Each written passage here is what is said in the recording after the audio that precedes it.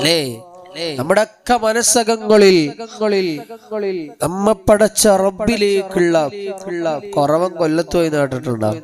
കുറവൻ കൊല്ലത്ത് പോയി ഇന്ന സാധനം വാങ്ങാൻ വേണ്ടി, കൊല്ലത്ത് പോയി ഇന്ന സാധനം വാങ്ങാൻ വേണ്ടി പറഞ്ഞെന്ന് പറയുമ്പോ പറയുന്നതിന് മുമ്പ് കൊല്ലത്ത് പോയിട്ട് വന്നിട്ട് ഞാൻ പോയി വന്നിട്ടുണ്ട് കേട്ടോ, അജ്ജ് വാങ്ങിക്കണോ? ഇല്ല, വാങ്ങിക്കണില്ല. എന്ത് വാങ്ങാൻ? നിങ്ങളത് പറഞ്ഞില്ലല്ലോ. ഇടാ പറയാൻ നിക്കണ്ടേ നീ? അതേപോലെ നമ്മൾ ഈ ദുനിയാവിൽ ഇങ്ങനെ വന്ന് ജീവിച്ച് അടിച്ചു പൊളിച്ചങ്ങ് എന്തിനാ വന്ന ഒരു ബോധമില്ല. അങ്ങനെ ആയാ പറ്റുമോ? തമാശയിലൂടെ ഞാൻ കാര്യം പറഞ്ഞാണ്.